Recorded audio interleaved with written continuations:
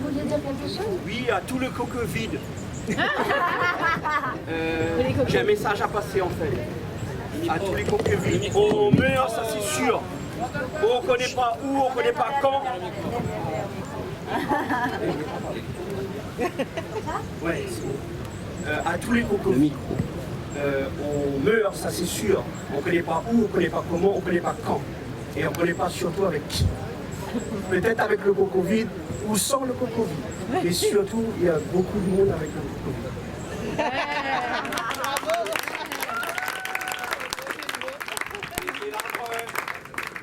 L'arbre à virus. Je voulais ramasser plus, mais j'ai pas réussi. On met tous nos masques ici, c'est ça? C'est les masques que vous avez ramassés par terre, ça? Non, c'est ce que j'ai ramassé mais c'est bonne à la idée. maison pour Ah les oui, enfants super. et tout. Mais en fait, celui-là, je l'ai depuis le début du coco. Ça, c'est moi qui a confectionné de A à Z. Et puis, je le mets surtout quand il y a les policiers. Hop. T'as ton masque? Oui, ferme ta gueule.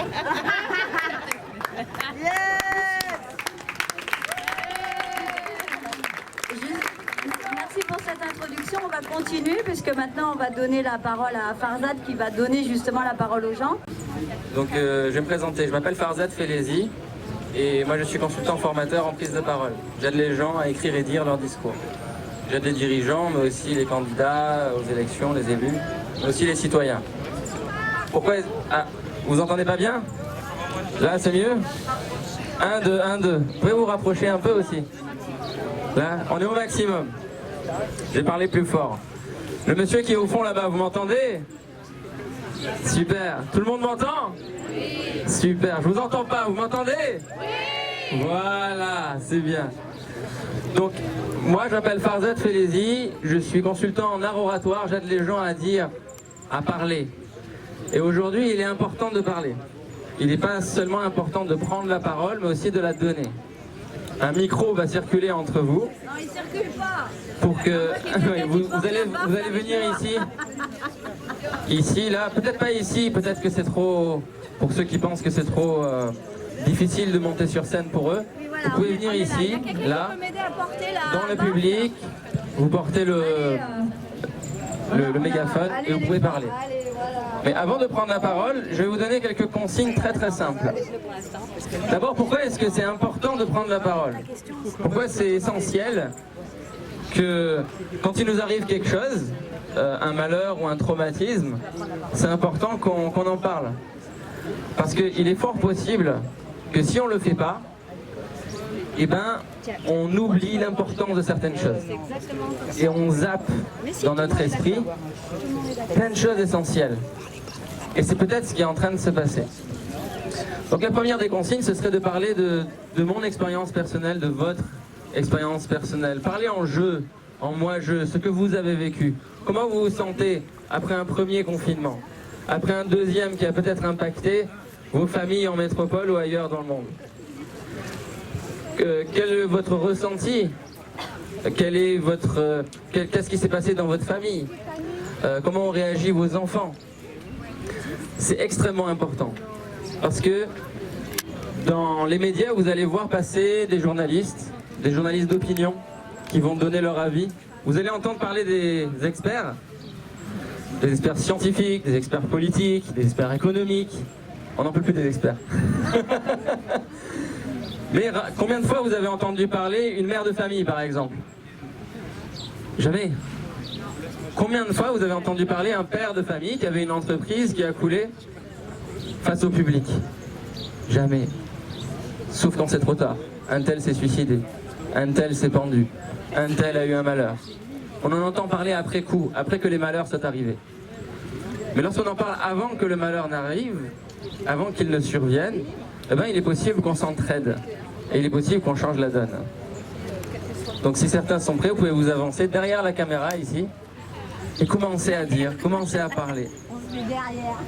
Regardez, voilà, monsieur là la caméra. Quand vous parlez aussi, vous allez entendre des témoignages qui vont résonner avec vous. Ou alors avec lesquels vous allez être peut-être en désaccord. Surtout essayez de ne pas juger. D'accord? ou ne pas dire votre jugement après lui. Ne dites pas « je ne pense pas comme ça, c'est pas vrai ce qu'il dit, c'est inutile, c'est faux, c'est con, etc. » Vous pouvez simplement dire, par exemple, « j'ai vécu la même chose, à peu près la même chose, je vais vous raconter comment ça s'est passé. » Si vous raisonnez avec ça. Vous pouvez dire aussi, « ah, je ne l'ai pas vécu comme ça, je l'ai plutôt vécu comme ça. Donc ma réalité, c'est plutôt ça. » Peut-être se rendra-t-on compte que les expériences de chacun ici, il y a des choses communes dedans. Il y a des problèmes communs à partager et qui sait peut-être même des solutions communes. Si aujourd'hui nous sommes réunis, c'est peut-être pour imaginer d'autres voies possibles face au Covid. D'autres voies que ne dit la télé, la radio, les experts, les journalistes. Peut-être que cette voie, c'est la vôtre. Peut-être que cette voie, c'est aujourd'hui que vous allez pouvoir l'exprimer. Même si ça vous semble difficile, pas facile de prendre le micro, vous pouvez venir, c'est ici.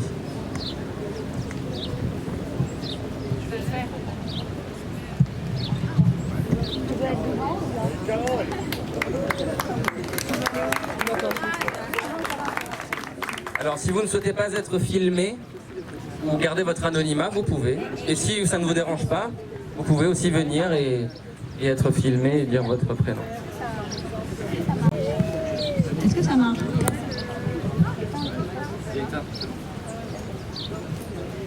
Je suis déjà venue, pourquoi je suis venue devant le micro, mais c'est pas grave, je vais inventer. Pourquoi on est là aujourd'hui? Je ne sais pas pourquoi vous êtes là, vous. En tous les cas, moi, je suis là parce que depuis l'année dernière, je ne crois pas à tout ce qu'on me dit. L'année dernière, quand je parlais, j'ai offensé beaucoup de gens. Et je leur dis désolé de vous avoir offensé en 2020, mais en 2021, ça sera la même. Voilà, ça sera la même. Je suis là, je ne sais pas vous pourquoi, c'est parce que dans les médias, autour de vous, certaines personnes vous font croire qu'on vit certes dans un monde imparfait. On vit dans un monde imparfait, mais qu'au final, on n'a pas trop le choix. C'est la meilleure des solutions. Il n'y en a pas d'autre. Et ben, moi, j'y crois pas. C'est tout. Donc, je suis là aujourd'hui pour porter cette voix et de dire à nos élus qui ne se bougent pas que moi, en eux, je crois plus. C'est fini.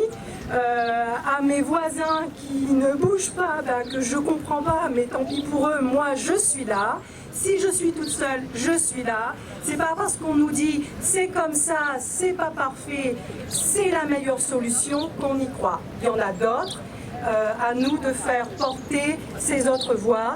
Je pense que le collectif de médecins qui est là, pour ceux qui ne sont pas informés, mais si vous êtes là, vous êtes un minimum informé, je pense, vous expliquera quelles sont les autres solutions au niveau médical. Au niveau sociétal, quelles sont les autres solutions? Moi, quand on me dit « t'embrasse pas ta grand-mère de 93 ans », eh ben merde, moi je l'embrasse. Quand on me dit ta fille, je sais pas quoi, tu fais pas de câlin, alors ici c'est pas le cas, tu la masques tout le temps, eh ben merde, moi je le fais. Je sais pas, il y a plein de choses. On me dit t'es complotiste, abruti, tatati, tatata, comme tu veux. Moi, j'écoute plein de choses. Je fais aussi la part des choses parce que des fois, ça va peut-être un peu loin pour moi. Attention, écoutez-moi bien. Je dis pas que ceux qui vont très loin ont tort. Je n'ai pas la moindre preuve. Je dis juste que moi, j'ai pas besoin de savoir pourquoi. Quand on me dit porte ton masque, c'est pas bon. Quel est le projet derrière? J'en ai rien à faire. Voilà. Donc j'ai pas besoin de me trouver vaccin, nanoparticules, autre truc, machin. Je m'en fous. Ce qui compte pour moi, c'est que je sais que quand je mets un masque, c'est pas bon pour moi. Si tu veux m'obliger à faire un vaccin et que je suis en bonne santé, j'ai envie de dire c'est pas bon pour moi. C'est pas la peine de m'accuser de je pense ci, je pense ça, je pense rien, je pense juste que c'est pas bon pour moi et que je devrais être en capacité de pouvoir décider ce qui est bon pour moi. Voilà. Merci beaucoup. Bonjour, je dis bonjour au monsieur. On se connaît là? Ah oui, c'est ça. Bon, alors, moi je voulais parler parce que ça me fait plaisir d'être ici. Plus fort. Il est trop près? Non, Plus près? C'est la première fois que je parle dans un micro, je crois.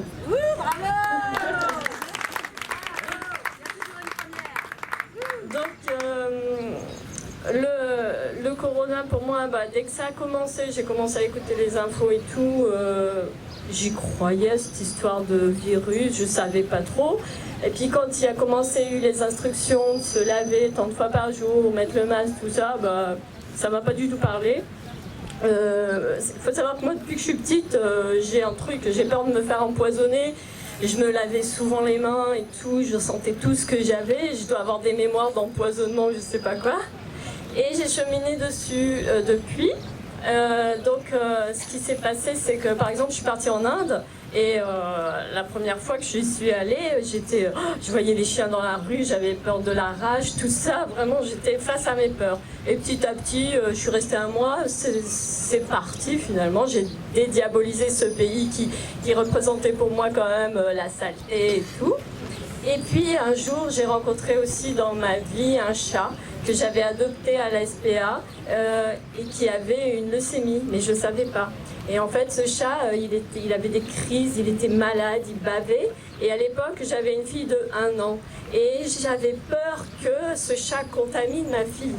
Et du coup, à un moment donné, on était en plein déménagement et quand je suis arrivée dans ma nouvelle maison, je l'ai isolée dans la grange.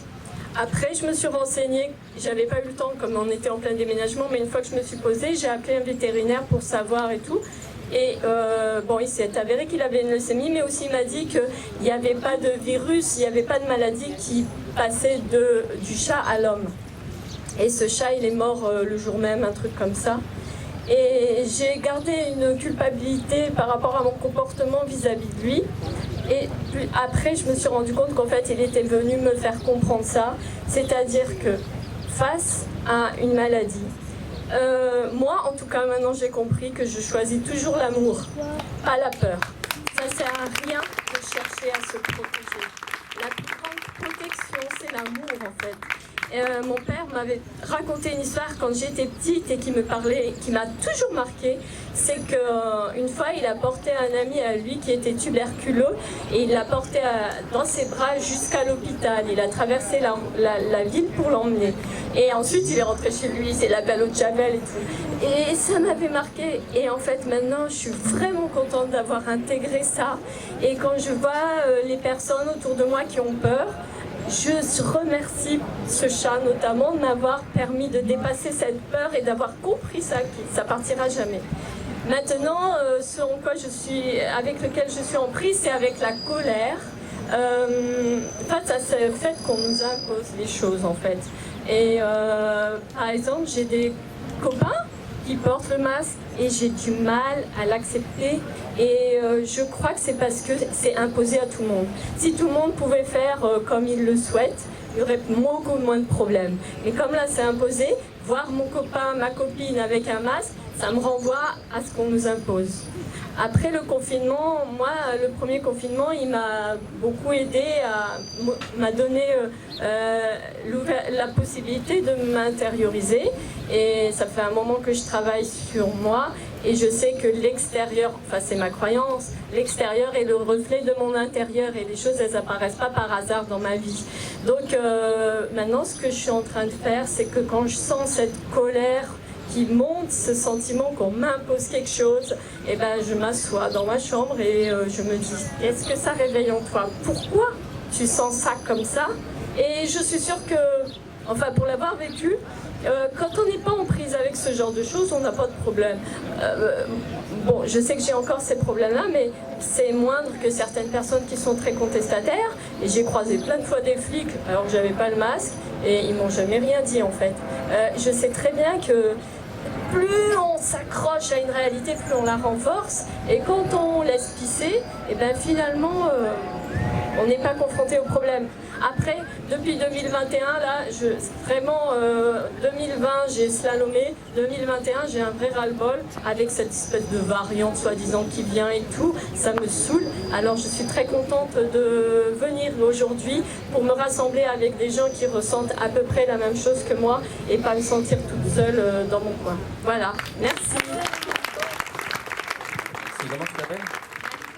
Malika, sachez que c'est un événement aussi où vous devenez le média aujourd'hui. C'est-à-dire que vous allez voir des médias indépendants, c'est filmé, ça peut être rediffusé, mais vous êtes un média les uns avec les autres. Vous avez vu Malika, libre à vous d'aller la contacter, la rencontrer, parler avec elle. Libre à vous de vous rencontrer les uns les autres, ce qui nous est de moins en moins permis aujourd'hui, du fait du Covid, du fait de la communication. Y a-t-il d'autres personnes? Moi j'ai un oncle de 72 ans, vous pouvez venir ici, vous mettre ici pour parler. J'ai un oncle de 72 ans qui a eu le Covid, alors il l'a eu en Iran. Et c'est pas du tout la même expérience, puisqu'il a guéri, il a guéri à peu près un mois après. Il m'a appelé, il m'a raconté comment ça s'est passé.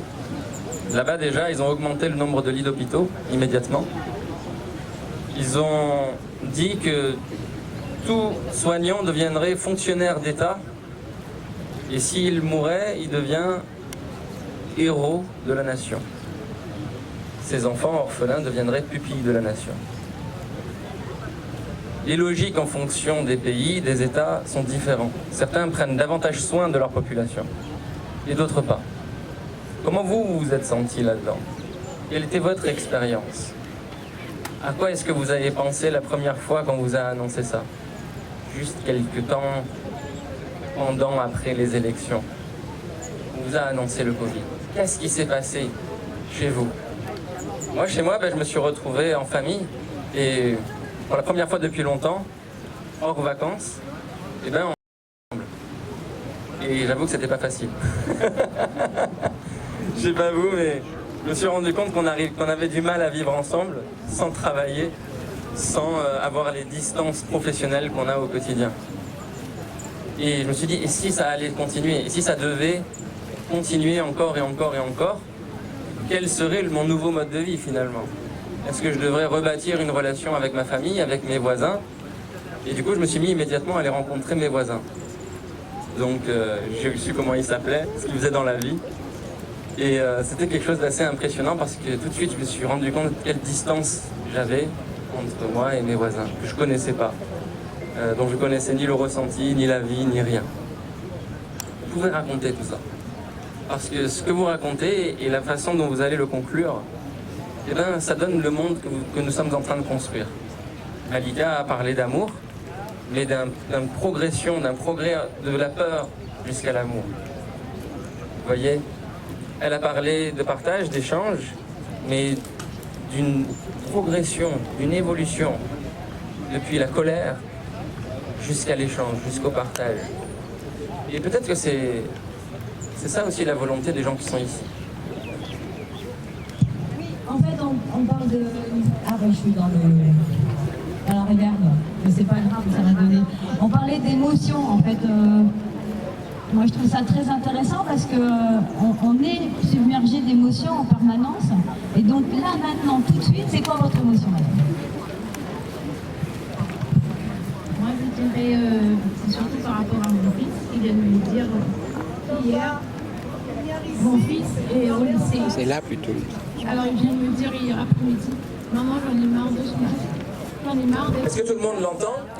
On monte le son. Est-ce que vous m'entendez ici? Venez ici, madame. Venez ici. Et si vous ne désirez pas être filmé, on déplace. On peut déplacer ça aussi. Non, il veut pas être filmé. Ah, mais je filmais là déjà. Non, mais c'est quelque chose d'important, c'est pas grave.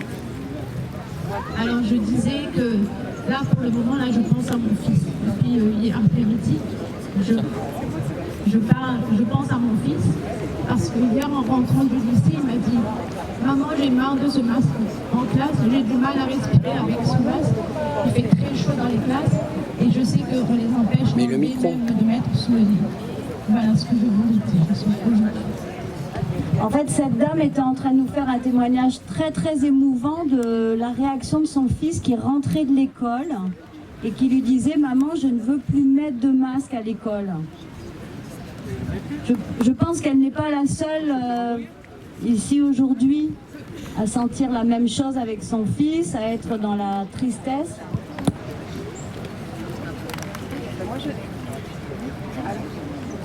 Moi, je ne suis pas dans la tristesse, je suis dans la réaction. Donc, mon fils, il est au lycée aussi.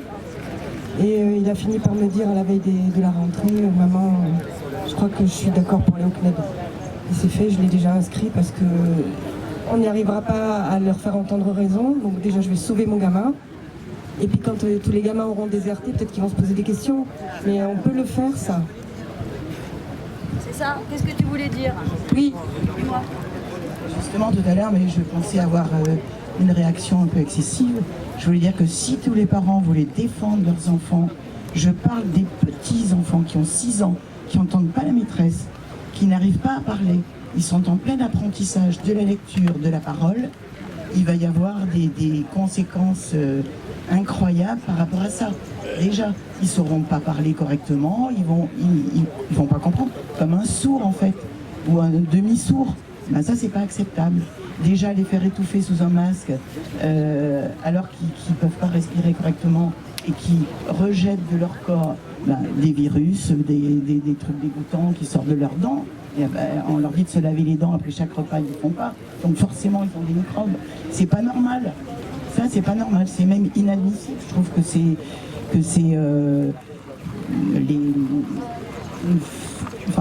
une façon de les torsionner, de les traumatiser à vie. Et en ce qui concerne la société, on ne se parle plus, on ne se touche plus, on se regarde certains avec peur. Moi, l'autre jour, j'ai croisé une dame dans un petit hall qui a mis son masque affolé en me regardant comme si j'étais le monstre du Loch Ness. C'est pas possible. C'est pas possible d'être à ce point-là conditionné à être traumatisé comme ça.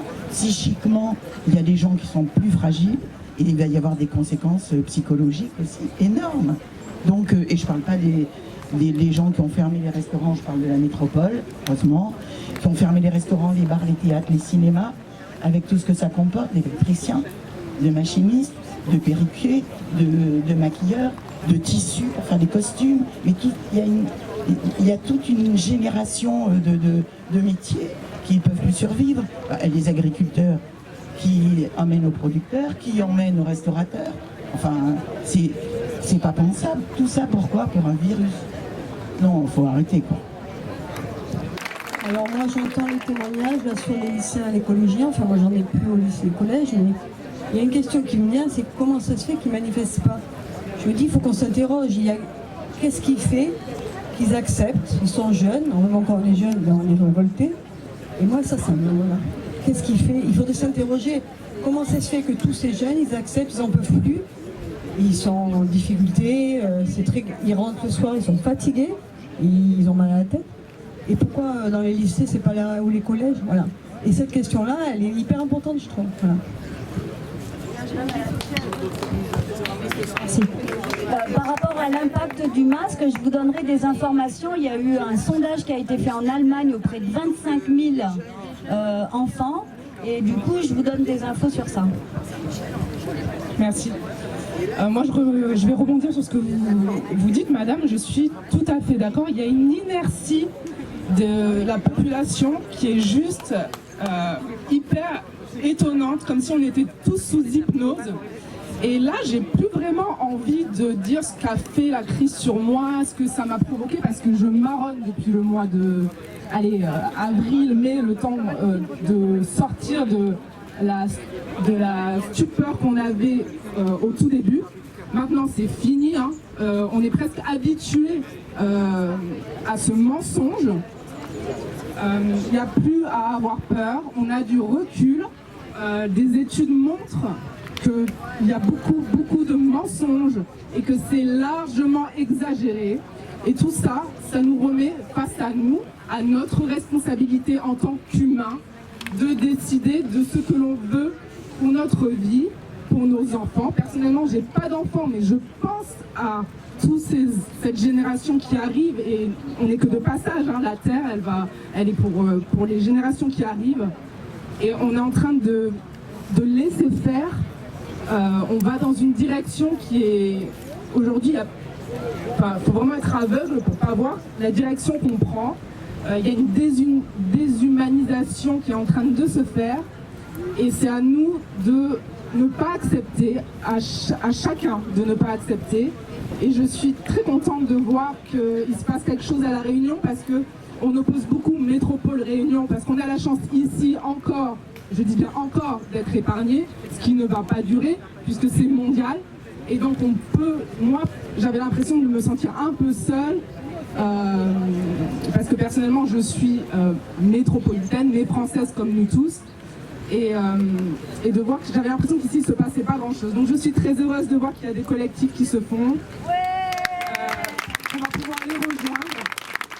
Parce qu'aujourd'hui pour moi il n'est plus temps de râler chacun dans son coin. Il est temps de se concerter, de s'organiser, de faire des actions comme aujourd'hui. Il y a Réinfo Covid, il y a Réaction 19. Il faut vraiment se mobiliser. Il faut user de nos droits parce qu'on a des droits et que il y a une espèce de dictature qui se met en place et qui nous fait perdre de vue qu'on est tous des humains avec des droits, des devoirs, mais des droits et qu'on peut les faire valoir. Voilà, c'est important de se bouger, quoi. Merci, je vais vous donner la parole. Et je voulais apporter votre attention sur... on a longtemps médité hier avec Cynthia sur cette banderole. Et je voudrais quand même que vous preniez une seconde pour la regarder. Et le message qui est dessus, c'est « Soyez le changement que vous voulez voir demain dans le monde ». Parce que ça, c'est Gandhi qui nous l'a dit. Et à un moment donné, ce qui semble important, en tout cas pour moi, c'est quelle est la responsabilité que je décide d'avoir dans ce qui est en train de se passer aujourd'hui. D'accord ? Et on parlait des enfants, cet immobilisme dans les lycées, moi je dirais quelque part, que font les parents ? Vous parlez de conditionnement, si les parents n'ont pas un discours peut-être franc, ouvert et mobilisateur et citoyen et motivant pour les enfants, vous pensez vraiment que votre enfant il va descendre dans la rue tout seul ou il va dire non au professeur ? Je questionne. Bonjour, voilà, moi je suis là parce que mon fils est en 6e et je pense aussi comme toi le déscolariser et voilà, je suis très contente d'être là et je voulais répondre à ce que tu disais, c'est que les collégiens et les lycéens ne peuvent pas manifester parce que en fait ils sont tout simplement menacés en fait tous les jours. Dès qu'ils mettent le masque entre guillemets, ils vont avoir une punition, ils vont être menacés d'être virés. Donc réagir pour des enfants ou des adolescents, c'est tout simplement pas possible. Il n'y a que nous qui pouvons réagir à ça. Moi, le retirer de l'école, ça me fait quand même de la peine, quoi. Enfin, je veux dire, le CNED, c'est pas génial non plus à mon avis. Je n'ai pas eu contact avec les autres enfants, mais j'ai pas de solution pour l'instant, donc voilà. C'est pour ça que je suis ici aujourd'hui et ouais, je trouve ça très grave ce qui se passe. Et alors là, dans mon collège actuellement, dans le collège de mon fils, les enfants n'ont même pas le droit de boire. C'est-à-dire qu'il fait 35 degrés, il n'y a pas de ventilateur. Ils n'ont pas le droit de respirer, donc ils doivent garder le masque sur le nez. Et s'ils demandent à boire, il y a plusieurs professeurs qui leur disent non, c'est interdit.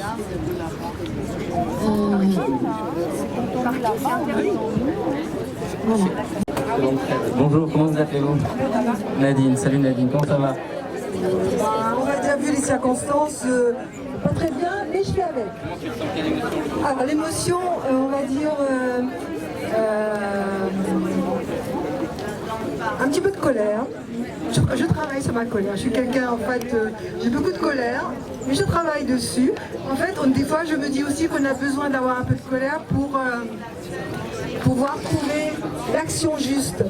Moi, je ne veux plus être dans la réaction, mais trouver une action juste. Donc, par rapport à tout ce que je viens d'entendre, là, l'école, et ça me touche beaucoup, parce que bon, j'ai travaillé à l'école avant. Ça fait 11 ans que j'ai quitté le système, on va dire. Et en fait, j'ai envie de... Quand la dame, elle parle qu'on n'a pas envie de retirer son enfant de l'école, et des fois, je me dis, mais quelle école on veut pour nos enfants ? Il faudrait peut-être réfléchir à ça, parce que le système, il est comment ? Quand on regarde ce système, on est en train de formater, on est en train de fabriquer, c'est la fabrique du mouton, quoi. Donc du coup, est-ce que ça vaut le coup de continuer ? Est-ce qu'on ne pourrait pas organiser autre chose? Moi, je me disais depuis le départ du confinement, moi, si les parents voulaient bien, moi, j'aurais bien enseigné aux petits. Hein. J'aurais pris mon petit groupe de 3, 4, 5 et j'aurais fait l'école marron. Combien de fois j'ai dit allons marron depuis le mois d'avril? Bon, on est quand même parti marron, hein, parce que je peux vous dire que cette dernière année, on n'a jamais eu autant de repas partage, on ne s'est jamais autant rencontrés, on n'a jamais fait autant de Zoom, et je crois que j'ai jamais autant rencontré de gens depuis cette année. Et même des gens d'ailleurs, hein. Du coup je me trouve à parler avec des gens que je connais même pas. Il y a un an, je ne savais même pas c'était quoi Facebook, hein, je vais vous dire. Je ne savais même pas qu'on pouvait appuyer un truc pour avoir des amis. Et du coup à un moment donné, quand j'ai compris le truc, j'ai arrêté.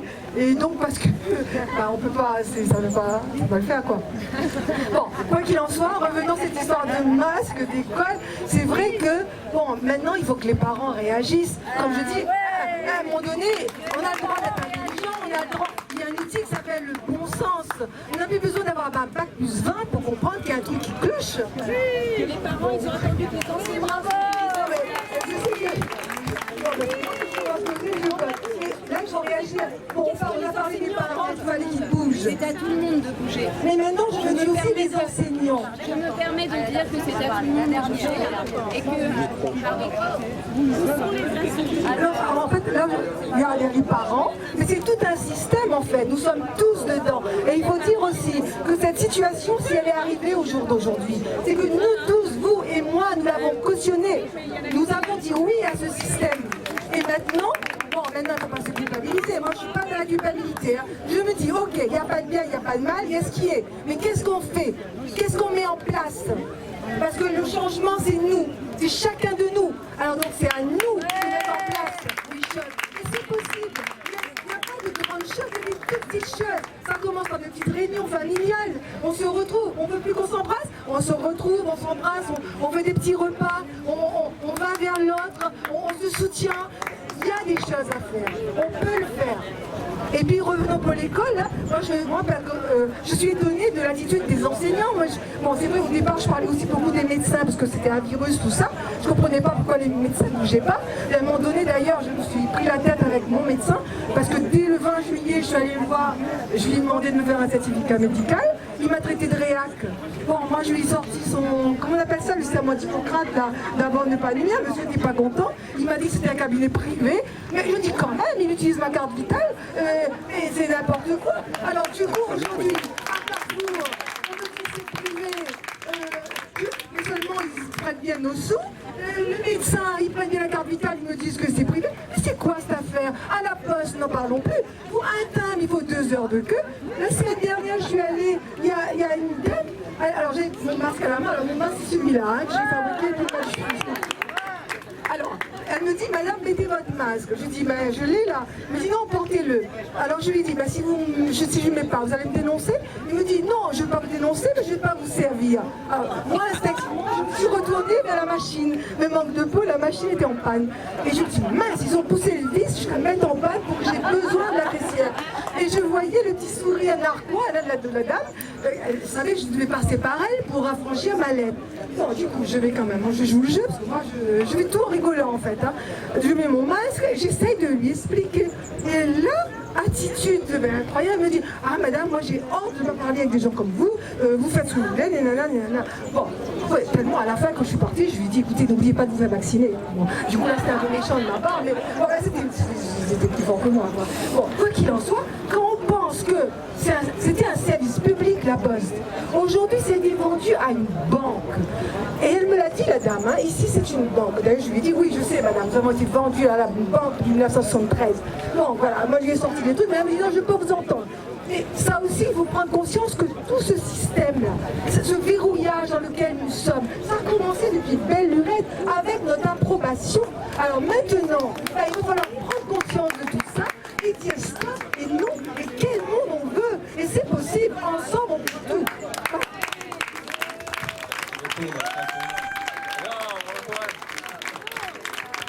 Bravo.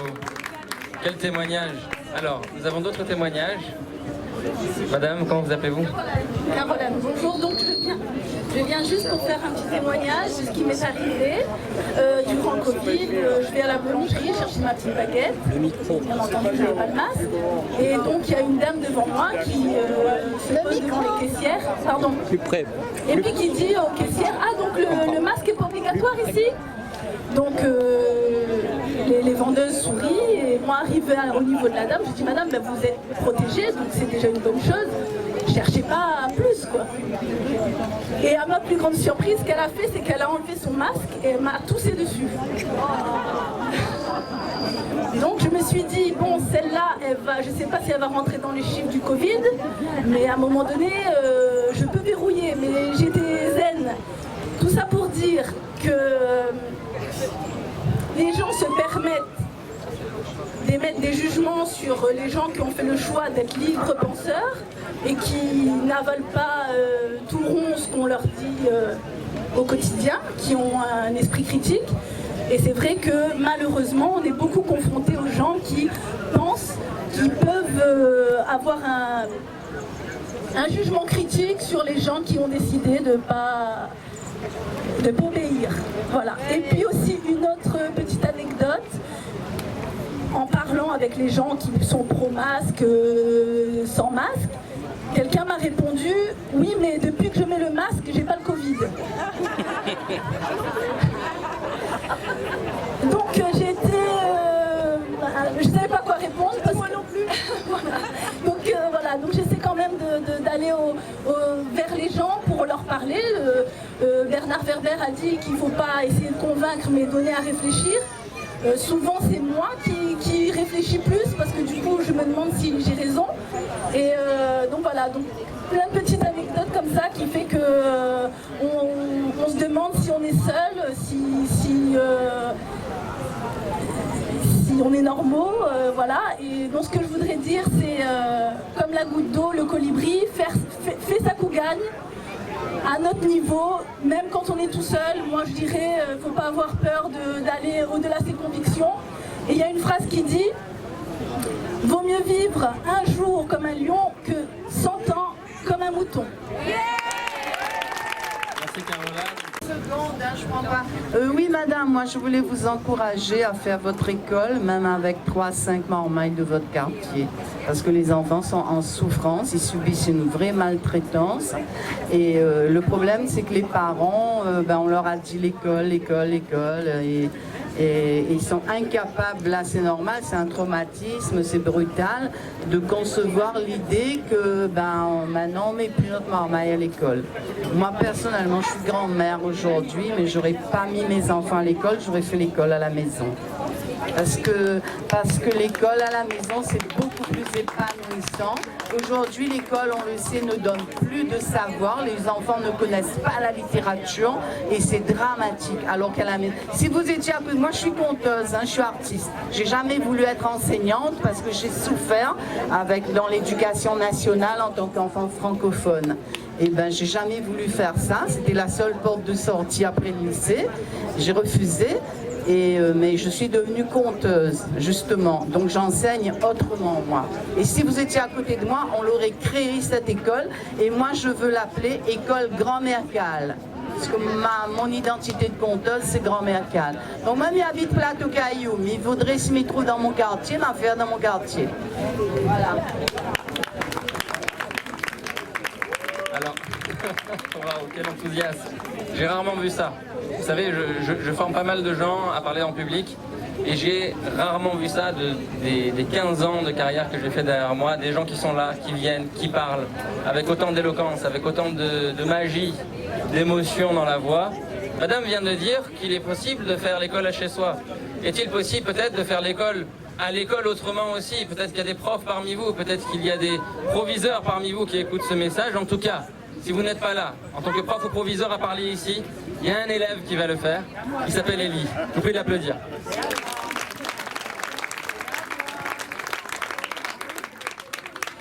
Bonjour tout le monde. Alors moi je suis venu ici par volonté justement. Je voulais vous montrer mon point de vue, ce que je vois en cours, etc. Bravo. C'est pas facile en vrai. Vous pouvez comprendre que tous les jours porter un masque de 8h à 16h, bah, vous voyez que c'est pas évident pour nous et pour les autres aussi. Hein. Nous, on s'assoit en classe, on nous dit de garder le masque et quand on le baisse, moi j'ai fait prendre 1 heure de colle une fois à cause de ça. Et moi je suis pas d'accord avec ça. Voilà. Il y en a, ils vont dire que ça sert à rien de faire tout ce qu'on fait aujourd'hui. Mais si, ça sert à quelque chose justement, à faire changer la vie des gens, etc. Voilà.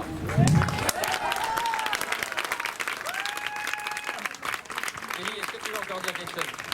D'accord, merci pour ton témoignage. Merci.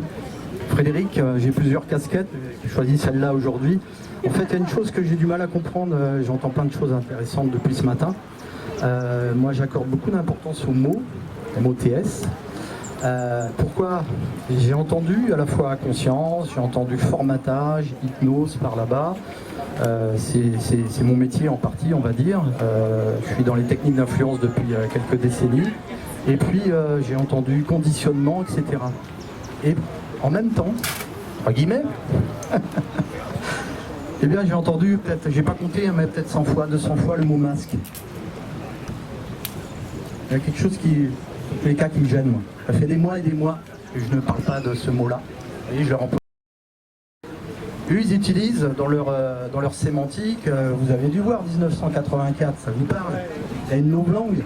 Pourquoi vous parlez de masque? Enfin, c'est votre choix, hein, ça vous appartient. Moi, ça fait des mois et des mois que je parle de muselière. C'est pas la même chose. C'est complètement différent. Pourquoi aller dans leur carré? Pourquoi aller dans leur rond? Utiliser ce mot-là, MAUX. Non, choisissez votre mot, je ne sais pas lequel peut vous parler. Moi, muselière, il me va bien. Je ne parle pas de gouvernement, je dis gouverne aimant, et puis je l'écris. Je ne parle pas de police, je les ai vus tout à l'heure, j'ai discuté un petit peu avec eux, etc. Moi, je parle de ministre depuis des mois et des mois. C'est mon choix, hein. Ça m'appartient. Mais je n'utilise pas les mêmes mots qu'eux. Non, si on veut changer, enfin, tout ça, il ne faut pas se leurrer, ça agit sur notre inconscient. Et le pilote, il est là. Et donc, si on veut effectivement changer, je pense qu'il faut mettre les bons ingrédients, ça vous appartient. Voilà, on peut aller plus loin. Hein. Qu'est-ce qu'on pourrait utiliser comme autre mot, je ne sais pas. Et avec vos enfants, quelque part aussi, c'est pareil, on ne se rend pas compte. Mais les enfants, je voulais juste une parenthèse assez courte. En fait, leur structure émotionnelle, elle se construit dans la petite enfance, la vie intra-utérine et la petite enfance. Et c'est vrai qu'aujourd'hui, que si quelque part vous ne les rassurez pas, s'il n'y a pas un certain dialogue, si vous n'êtes pas dans une certaine posture, leur formatage, leur système émotionnel, et qui n'aiment pas le changement, sa base de référence, ça va être ce qu'ils ont vécu dans la vie intra-utérine, la petite enfance. Et en fait, quand ils seront en dehors de ça, il y aura un mismatch. Je ne sais pas si vous voyez ce que je veux dire. Donc là, aujourd'hui, les repères qu'ils ont, ils sont anxiogènes pour l'avenir. Alors ils auront un sac à dos, ça se traite. Hein. J'ai une collègue qui est là, qui fait ce métier-là également, etc. Donc là, les mots que vous utilisez, les images que vous donnez, c'est à nous de construire notre propre novlangue. C'est un instrument, hein. C'est un instrument, vous savez que la lutte elle est à différents niveaux, de l'information, etc. Donc prenez-en conscience et faites-le dès maintenant. Voilà, c'est juste un ingrédient, ça vous appartient. Moi ça fait longtemps que voilà, je suis sensible à ça. Merci. Merci beaucoup. Les mots ont un poids, les mots ont une importance, attention. Chers amis, vous avez vu tout à l'heure Élie qui a parlé. Vous avez vu cet étudiant qui a insufflé le désir de parler à un professeur. Ou un professeur réagit.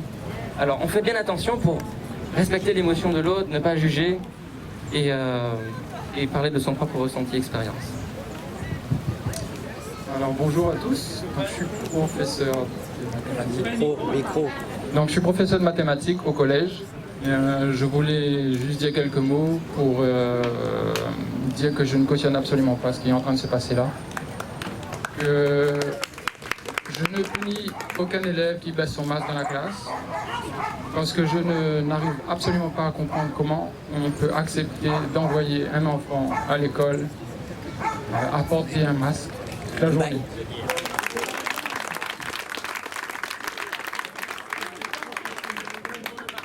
Donc personnellement, on a déscolarisé notre fils qui est en 4e et je crois qu'on ne regrette absolument pas d'avoir fait ça.